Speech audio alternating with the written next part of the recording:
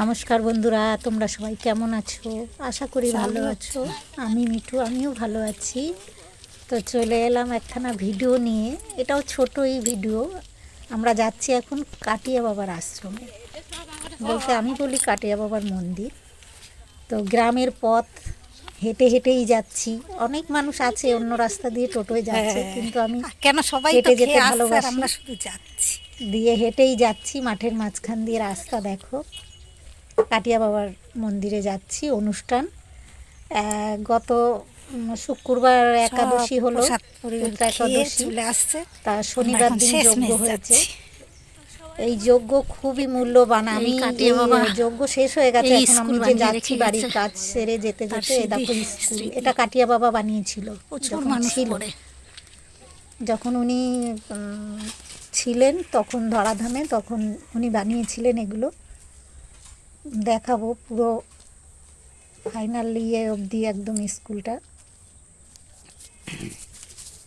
তো বাবার দেহ রাখার পর এই যে বাবার নামে নাম স্কুলটা।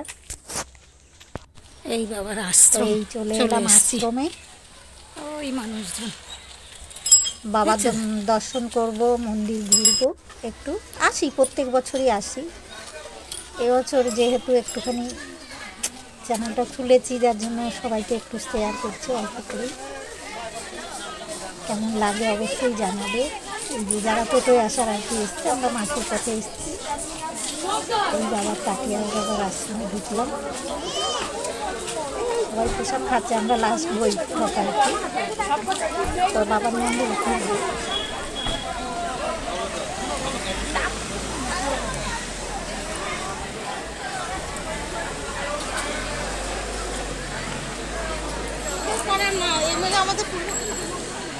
কোথায় গেছে?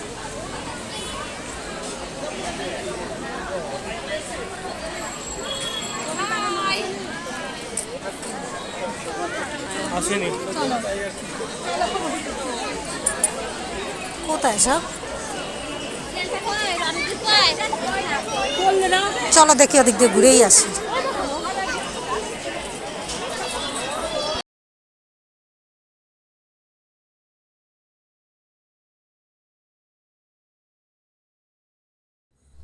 তো বন্ধুরা, এই যে মন্দির ঘুরতে চলে এলাম। আগে বাবার দর্শন করব, দানপেটিতে কিছু ফেলবো। সম্পূর্ণ আমি তুলতে পারিনি, কেন আমার তো আর মোবাইল ধরার কেউ নেই। আমি নিজে যেটুকু তুলেছি।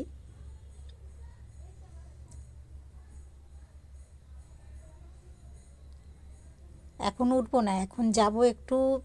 যজ্ঞ হয়েছে যেখানে, তোমরা তো শুনেছো যে লবকুশ অশ্বমেধ যজ্ঞের ঘোড়া ধরেছিল, রামায়ণেও হয়েছিল। আগেকার মুনি ঋষি বা রাজরাজারা এই যজ্ঞ করত। অশ্বমেধ ঘোড়াকে বলে, ঘোড়া ছিল সেই যুদ্ধের, সেই এতে যজ্ঞটা হতো। তো অর্জুনও করবে সেই যজ্ঞটাই, মানে দেয়া রয়েছে এখানে। মহাভারতের সেই দৃশ্যটা দেয়া রয়েছে যেখানে যজ্ঞ হচ্ছে, 11টা যজ্ঞ কুণ্ডলী। চলো দেখবে। আমি সত্যি দেখাতে পারলাম না, আমার আসতে দেরি হয়ে গেল, নাহলে পরে যজ্ঞটা দেখাতাম বন্ধুরা। প্রাণ জুড়িয়ে যায় এই যজ্ঞ দেখলে, আর উঠতে ইচ্ছা করে না, এতটাই সুন্দর এই স্পটটা। যজ্ঞের জায়গাটা দেখবে তাহলেই বুঝবে তোমরা। এই বাবার মন্দিরটা দেখো কত বড়। এখানেই বাবার মানে বাবা ছিলেন, বাবার সে রুমটাও রয়েছে। আমি এটুকু ঘুরে নিই, তারপরে যাব। বাবা যেখানে শুতো, ওটা হচ্ছে গরু রাস্তা বলো, ওই যে গোয়াল ঘর আর কি যেটাকে বলে, গরু আছে। বাবা যখন ছিল তখন অনেক অনেক পশু পাখি জীবজন্তু ছিল। এখন দেখাশোনার সেরকম একটা ইয়ে নেই বলে অনেক কিছুই নেই। এখন মানুষও খুব কম আসে। এই দেখো, এগুলো সব যজ্ঞ হয়েছে, 11টা যজ্ঞ কুণ্ডলী যজ্ঞ হয়েছে। আর ওই সোজাসুজি দেয়া রয়েছে মহাভারতের সেই দৃশ্যটা, অশ্বমেধ ঘোড়া ছুটিয়ে যখন অর্জুন যাচ্ছিল, যুধিষ্ঠি এই যজ্ঞ করার জন্য আহ্বান জানিয়েছিল, বলেছিল। সেই যজ্ঞ এই যে খুব দারুণ দারুণ, খুব সুন্দর হয়। আমি দেখাতে পারলাম না, আমি সত্যিই দুঃখিত। যখন এই যজ্ঞের আসরে সবাই মাথায় কাপড় বেঁধে বসে আর যজ্ঞের ধুমায় পুরো মন্দির মন্দির প্রাঙ্গণ একদম ভরে যায়। আর এগুলো হচ্ছে অপূর্ব সব লাগে। গোবর। এগুলো বুঝতেই পারছো, গোবরের গোবর ওই গেট বাগানে যাওয়া যায়। চাউডিবি দেয়া। বাবার আসছো প্রচুর জায়গা নিয়ে, কত সুন্দর করেছে যজ্ঞ খুব কুণ্ডলীগুলো। ভালো লাগে। আমার তো খুব শান্তি লাগে এই আশ্রমে এলে। টিকা নিচ্ছে যে যার মতো। 11টা যজ্ঞ একসঙ্গে হয়। যে সব আর যজ্ঞের ইয়ে নিয়ে টিপ করছে, টিকা লাগাচ্ছে কপালে। এই হচ্ছে এই অশ্বমেধ হচ্ছে যজ্ঞের সেই ঘোড়া ছুটছে। যুদ্ধের ঘোড়া আর রথ। হ্যাঁ, অর্জুন কৃষ্ণ দেখতেই পাচ্ছ এই তোমরা। কারণে অশ্বমেধ এই যজ্ঞ যজ্ঞের ঘোড়া করেছিল, ছুটছে। অশ্বমেধ যজ্ঞ। আর এই সেই যজ্ঞ, তো যাই হোক, অশ্বমেধ আশ্রমের যজ্ঞ। অনুষ্ঠানে এই বছরে যে এই দিন হয়। এগুলো সব যজ্ঞ আরও কুণ্ডলী, অনেকবারই হয় 11টা। এই যজ্ঞ। এখানে সেই যজ্ঞ হয় খুবই ভালো লাগে। যজ্ঞর কুণ্ডলিতে এখনো যজ্ঞের আগুনটা ভেতরে। ধোঁয়া উঠছিল, দেখো আমি দেখতেই তুলেছি। প্রত্যেকটা ডাবটা যজ্ঞের সব কিছু ভেতরে দিয়েছে আহুতিতে। এভাবেই আগুন এখনো রয়েছে। এই দেখো, বন্ধুরা, কাটিয়া যজ্ঞ বাবার হয়েছে যে আগুন এখনো রয়েছে। সর্বোপরি আমি সব কিছু ইয়ে করে দেখাতে পারছি না। অনেক বেলাও হয়েছে, এসেছি এখন, মানুষজনও একটু ফাঁকা এদিকটা। বন্ধুরা, শেষে এসেছি এই যজ্ঞের কাছে আমি এসেছি। আর কি বলবো, এই যজ্ঞের কাছে দাঁড়িয়েছিলাম। এরা যদি না আসে তাহলে কি আর হয়? এই যে এই দেখো কারা এরা। হ্যাঁ, সবাই থাকে, সবাই বাবার আশ্রমে। প্রচুর মানুষ, প্রচুর ভক্ত, বাবার শিষ্যাদি প্রচুর প্রচুর। বাবার কাছ দিয়ে এখানে অনেক মানুষ দীক্ষিত, বাবার সন্তান সব আসে।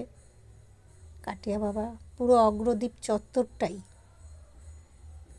আমারও সেই সৌভাগ্য হয়েছিল যে আমি বিয়ের পর, আমার বিয়ের 1 বছর পরই বাবা দেহ রেখেছে। 1 বছরও পূর্ণ হয়নি, কিন্তু আমি তার মধ্যেই বাবাকে দেখেছি। বাবা যখন বাণী, বাবা বলতো কিছু, মনে হতো যেন গাছের পশু পাখি পর্যন্ত চুপ, নিস্তব্ধ, বাবার সেই বাণী শোনার জন্য, অমৃত কথা শোনার জন্য। বাবা যে অমৃত কথা বলতো, ভক্তরা মঞ্চ করে বাবাকে আহ্বান জানাতো। এই হচ্ছে কাটিয়া বাবা, এই যে খালি গায়ে, মাথায় জট। ওনার সারা দেহে কাঠেরই সব কিছু ছিল বলেই ওনাকে কাটিয়া বাবা বলতো। স্কুলটা দেখলে তো বাবার নামে। তো যাই হোক, ওটা মাধ্যমিক অবধি স্কুলটা করেছিল। বাবা আরও করতো থাকলে।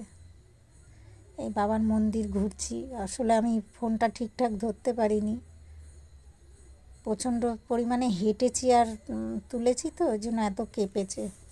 অন্য কোনো সময় আমি আবার আসলে তখন ধীরে সুস্থে সব কিছু দেখাবো।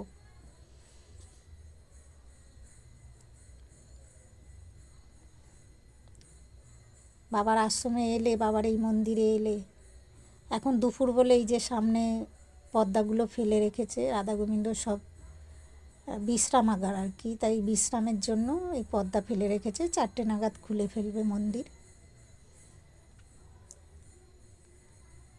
আর বাবা যখন ছিলেন তখন তো এখানে বাবার মূর্তি হয়েছিল না। এই যে উনি দেহ রাখার পরে ওনার মূর্তি এখানে ভক্তদের জন্য, তার সন্তানদের জন্য পিতার মূর্তি এখানে রেখেছে। বাবা খুব এই বই পড়তে ভালোবাসতো। বই বলতে গীতা, ভাগবত, যত ধার্মিক গ্রন্থ আছে, বাবা সব রকম ভাষাও জানতেন। ওনার ভাষা মানে উনি, ওনার মধ্যে সত্যিই আমাদের যত দেবদেবী আছে বসবাস করতেন। এমনই একজন মহাপুরুষ এই কাটিয়া বাবা। যে আমাদের মধ্যে এখনও রয়েছে। আর ভগবান তো থাকতে বাধ্য। বাবার চরণামৃত রাখা রয়েছে এখানে। তা বললাম এই হচ্ছে বাবার বাস করা মানে ঘর। এখানেই বাবা নিদ্রা যেতেন। বাবার বিছানা, বাবার ব্যবহারের সব কিছু এই ঘরটায়, যাতে মানুষ চট করে ঢুকে না পড়ে সেজন্য নেট দিয়ে দরজাটা দেয়া রয়েছে। দরজা জানলায় গুড়ি গুড়ি গুড়ি গুড়ি নেট, সেইগুলো দেয়া রয়েছে। বাবার বিছানা মানে পালঙ্ক সব কিছু যেরম সেরম। শুধু আমি জানি, আমার বিশ্বাস যে বাবা আসেন, বাবা শোন, বাবা এখানে আছেন। এই বাবার ভেতরে, ঘরের ভেতরে ওই যে পালঙ্ক, এই ঘরেই উনি থাকতেন। প্রায় 12 বছর বাবা দেহ রেখেছে, এখনো আছে। আমি জুম করে দেখানোর চেষ্টা করছিলাম। এটা কিছু বাবার বাণী, যে ভয় নেই, দুঃখ হেরে যাবেই, সেটাই দেখাতে চেষ্টা করছিলাম। তো যাই হোক, ওই যে লেখা রয়েছে। তো বন্ধুরা,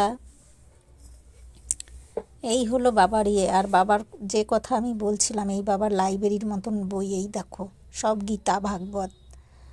বাবা বই পড়তে ভালোবাসতেন। আর বাবা সত্যিই সব রকম ভাষাও জানতেন।